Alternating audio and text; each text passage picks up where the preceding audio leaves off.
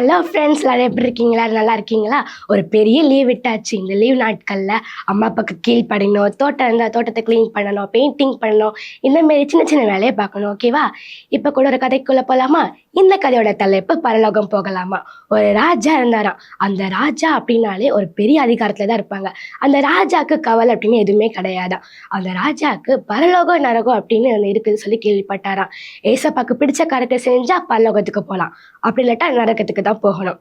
இதை பற்றி இது உண்மையாக இருக்குதா இல்லையான்னு சொல்லிட்டு அந்த ஊரில் இருக்கிற ஒரு குருட்ட போய் கேட்டாராம். அந்த குருட்ட போய் பரலோகம் நரகம் அப்படின்னு ஒன்று உண்மையாக இருக்குதா அப்படின்னு கேட்டாராம். உடனே அந்த குரு சொன்னாராம், பரலோகம் நரகம்னு உண்மையாகவே இருக்குது அப்படின்னு சொன்னாராம். அந்த குரு கேட்டாரா, நீ யாருப்பா அப்படின்னு சொல்லி கேட்டாராம். அந்த ராஜா சொன்னாராம், என்னை பார்த்து நீங்கள் யாருன்னு கேட்குறீங்க? நான் ஒரு பெரிய நாட்டுக்கே ராஜா அப்படின்னு சொன்னாராம். உடனே அந்த குரு சொன்னாராம், உன்னை பார்க்க ராஜா மாரி இல்லையே, உன் மனசு ஏதோ பயம் இருக்கிற மாரியே தோணுது, நீ பயந்தாங்கோலி மாரி இருக்கு அப்படின்னு சொன்னாராம். உடனே அந்த ராஜா சொன்னாராம், ராஜா அப்படின்னாலே பட்டயத்தோட கையில் இருப்பார்.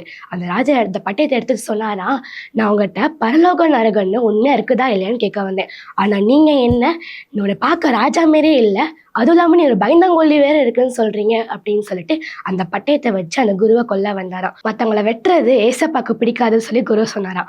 ஐயோ அப்படின்னு சொல்லிட்டு ராஜா அந்த பட்டயத்தை கீழே போட்டாராம். சரி, நான் பரலோகத்துக்கு போனா நான் என்னதான் செய்யணும் சொல்லுங்க, இது தெரியாம நான் உங்களை மேல கோவப்பட்டு உங்களை கொல்ல வேற வந்துட்டேன், என்னை மன்னிச்சிருங்க அப்படின்னு சொல்லி ராஜா சொன்னாராம்.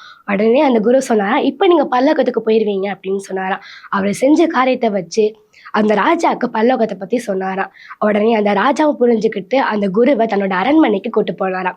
வேதத்துல கூட ஒரு வசனம் இருக்குது, லூக்கா 11:28, தேவனுடைய வார்த்தையை கேட்டு அதை காத்துக்கொள்கிறவர்களே அதிக பாக்கியவான். அதனால நம்மளும் ஏசப்பாவுடைய வார்த்தையை கேட்டு பரலோகத்துக்கு போவோமா? ஏசப்பா மறுபடியும் இந்த பூலோகத்துக்கு வரும்போது நம்ம ஏசப்பா கூட போனோம்னா ஏசப்பாவோட வார்த்தைக்கு நம்ம கீழ்ப்படியணும். இது உங்க ஃப்ரெண்ட்ஸ்க்கும் சொல்லுங்க. நம்ம பரலோகத்துக்கு போனால் கிரீடை வேற கொடுப்பாங்களோ. ஓகேவா ஃப்ரெண்ட்ஸ்? இதுக்கு ஒரு சின்ன வசனம் கேட்போமா? நானே வழியும் சத்தியமும் ஜீவனுமா இருக்கிறேன்.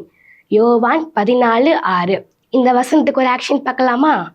நானே வழியும் சத்தியமும் ஜீவனுமா இருக்கிறேன். யோவான் 14:6. இந்த கதைக்கு ஒரு பாட்டு கேட்கலாமா? பரலோகம் போக ஆசைதான், ஷாலல்லாலல்லா, அந்த மோட்சம் போக ஆசைதான், ஷாலல்லாலல்லா, அங்க கவலையில கஷ்டமில்ல, கண்ணீர் கவலை எனக்கு இல்ல, அந்த மோட்சம் போக ஒரே வழி நம்மேசு அப்பாதான், பரலோகம் போக ஆசைதான், ஷாலல்லாலல்லா, அந்த மோட்சம் போக ஆசைதான், ஷாலல்லாலல்லா. இந்த பாட்டுக்கு ஒரு ஆக்ஷன் பார்க்கலாமா?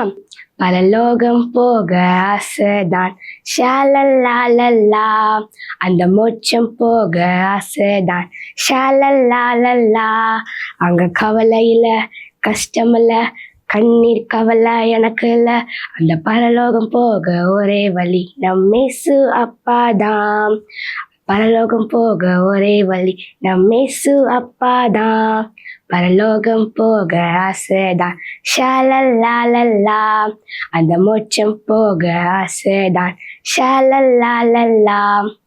ஓகே ஃப்ரெண்ட்ஸ், இந்த வார கதை, வாசனை, பாட்டு எல்லாமே உங்களுக்கு பிடிச்சிருக்குன்னு நினைக்கிறேன். அடுத்த தடவை சந்திக்கலாம். பாய்.